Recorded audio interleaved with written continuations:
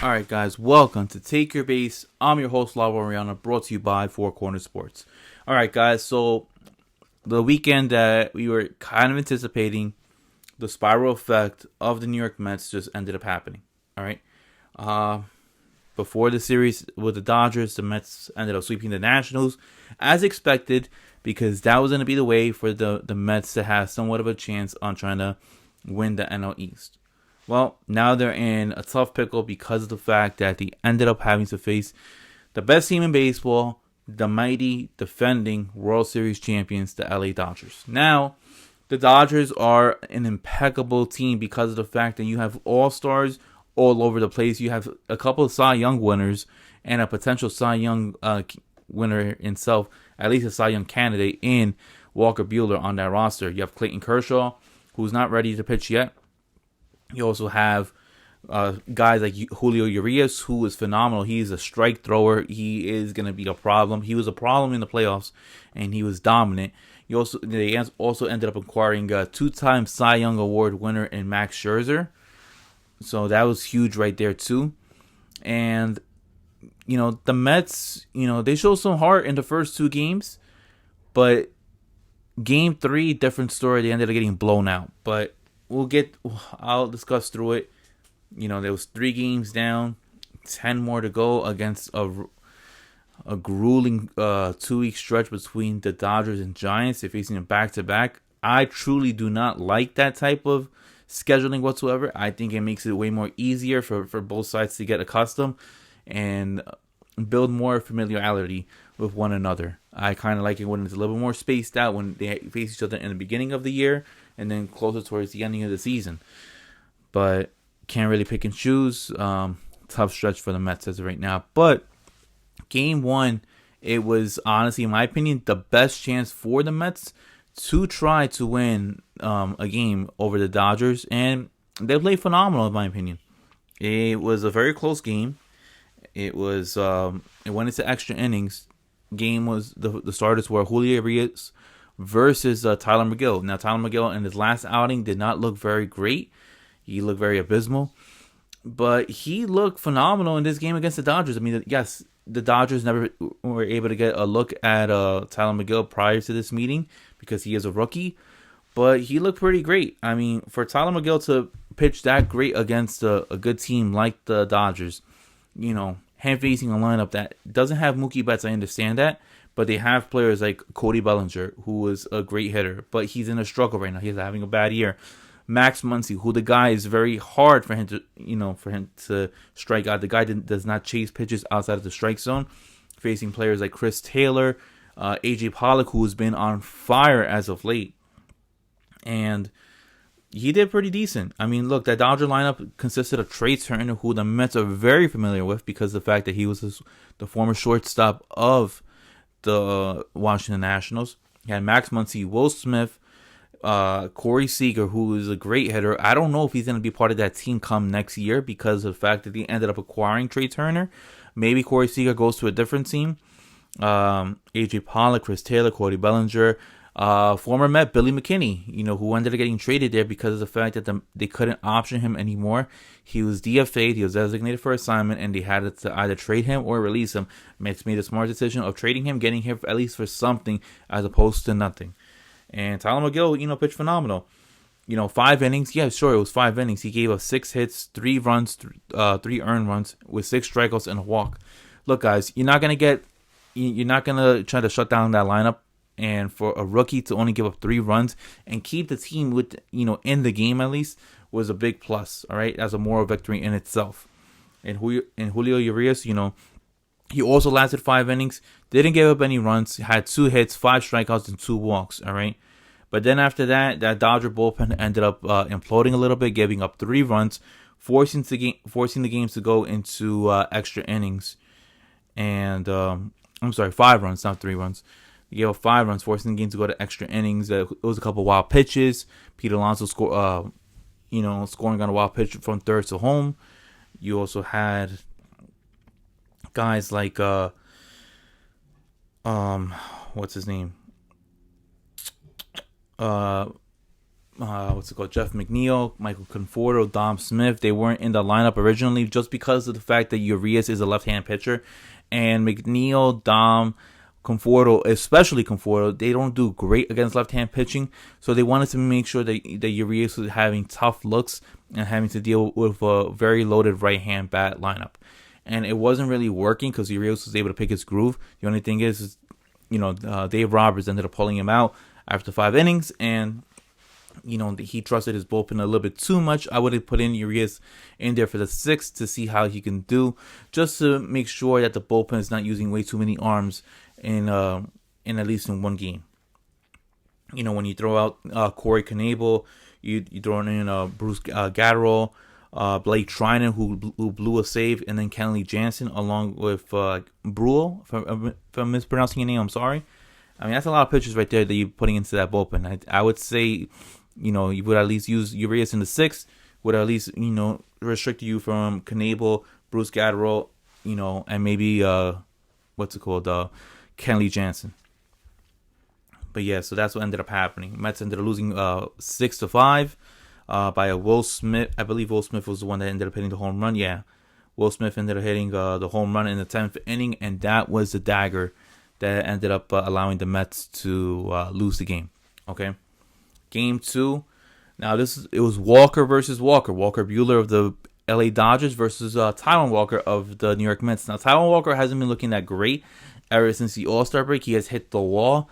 And in his last 3 seasons, I believe he ended up pitching a little bit over 75 innings. And this year he is closer towards, I believe he's at 100 innings as of right now, if not more. And, he looked gassed out. But, in this game, he looked great. He took a no-hitter into the 7th inning. And who would have thought? Somebody taking a no-hitter into the 7th inning against the LA Dodgers. Now, that's phenomenal stuff right there. I mean, look, Taijuan Walker, once he gets his stamina up, by next year, we're going to see big improvements on him. And the fact that he was able to shut down the lineup for at least the first 2 times around the batting order with a Max Muncy, Trey Turner, Corey Seager. There was no Justin Turner. Justin Turner was part of the Sunday lineup. That's pretty remarkable stuff right there. I mean, you can't really ask for more. Will Smith, Pollock, and I know you had McKinney up there too. That was pretty good stuff. But then everything started to dwindle down. Come the 7th inning, they ended up scoring a run. It was a home run by Will Smith. Will Smith is starting to become a little bit of a Met killer in this series. I mean, hopefully he doesn't become a Met killer in the next series when the Mets fly to LA. I'm actually going to go to that game. I'm actually going to be flying out to LA in a couple days, in 2 days on Wednesday. So I'll be in attendance for that Friday game. But, the Mets couldn't get anything going. They had chances to score runners in the 8th inning.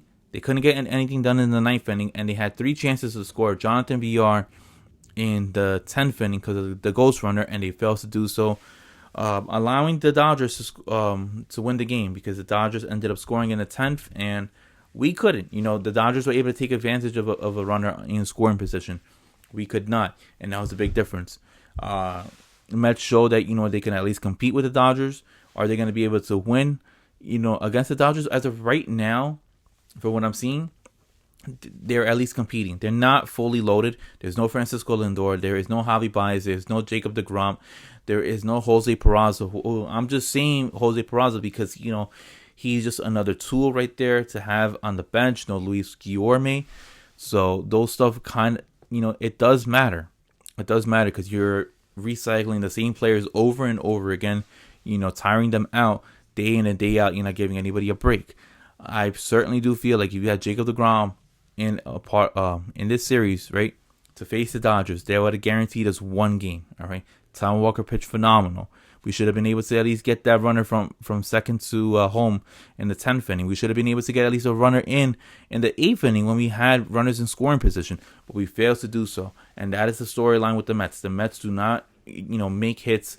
They do not drive their runners in when their runners are in scoring position, and that's going to continuously to affect the Mets when they are facing better teams than they are. They're going to be facing the San Francisco Giants today for 3 games, Monday, Tuesday, Wednesday. Are they going to be able to handle that? Who knows? but the Giants are a phenomenal team. They're actually leading the Dodgers in the standings as of right now, and that's something where it's a little bit alarming because like they have a significant lead, a 4-game lead right now. The Mets, as we speak, they have a 2.5. They're 2.5 games out of first place, so that's not something terrible.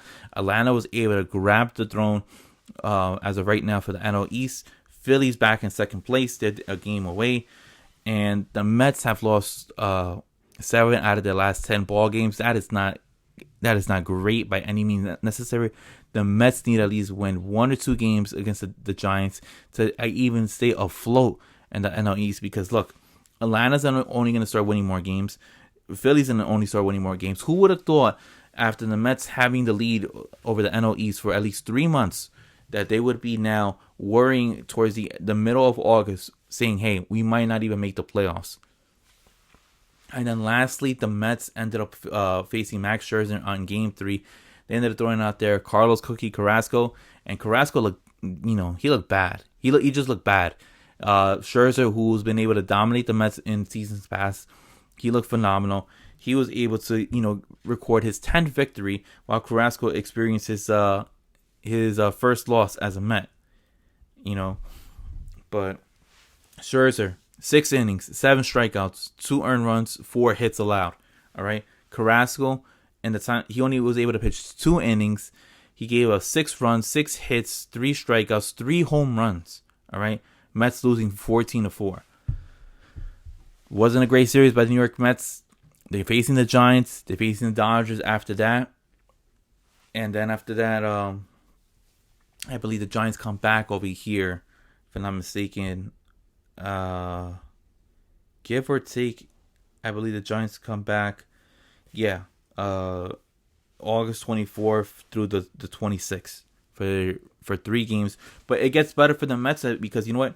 They face the Nationals again for a weekend. Then they face Miami for 4 games. Then they face the Nationals on the weekend of Labor Day weekend for an additional 4 games. Then they face the Marlins again for 3 more games. So that might help out a lot. That's what I'm saying. The Mets need to at least get 1 or 2 games against the Giants. Then they would need to at least get 1 game off the Dodgers to try to stay afloat. Because if the Mets can at least try to win at least the series between the Nationals and I'm skipping a series between the Giants. Then after that, when the Giants come to Citi Field, then the Mets need to definitely at least get 1 game. And you got to win at home. You really got to win at home against teams that, like the Nationals and the Marlins, who are trying to compete for last place inside of the NL East.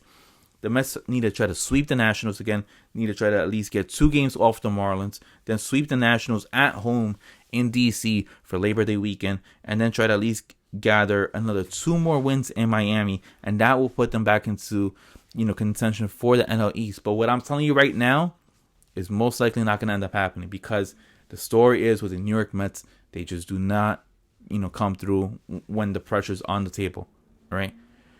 Pressure breaks pipes, and it just seems like the pressure that's weighing in on the New York Mets is, breaking the team apart. And if they could get through that, if whatever I said, happens, then they have a 3-game series with the New York Yankees, who are looking great as of right now. The Cardinals, then face the Phillies, then face the Boston Red Sox.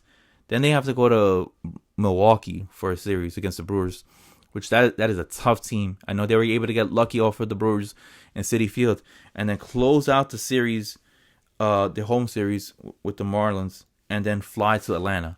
So this month of September is very crucial. This month of August and September is going to be very crucial for the New York Mets. It's going to be a good question to see. Are they going to be able to at least win their series? They need to at least beat the Marlins and the Nationals.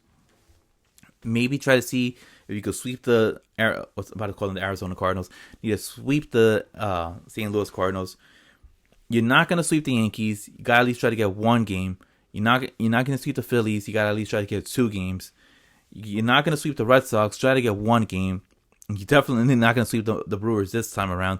Try to get 1 game. That's the only way the Mets are going to be able to stay afloat. This is very gruesome, as a New York Met fan. I think what's the problem in all this is that the hitters, the batters, they need to start hitting when men are in scoring position. That is the only way they're going to be able to get through. The pitching isn't that bad. The pitching is actually pretty decent. But if your hitters cannot drive in runs, then the pitchers are going to be exhausting themselves, pitching in high pressure situations, making sure that they know that their hitters are not following through with their task, making sure that, hey, if we make one mistake, then the game is over. But that is my take as far as, what happened this past weekend. Let me know what you guys think. Will the Mets, get swept? Will they sweep the Giants? Will they win 2 games? Will they win 1 game? Who knows? And how do you think this whole series, the rest of the 10 games remaining between the Dodgers and Giants, how's that going to go out? Are the Mets going to split 5 games, 5-5 the remaining of the way? Are they going to win the majority of it? Or are they going to get swept, lose 13 straight? If they lose 13 straight, that the season's over. The season is over. But until then, I'm your host, Lavo Rihanna. Thank you for tuning in to Take Your Base. Please hit the like and subscribe button, and I'll see you guys next time. Peace, guys, and have a good one. See ya.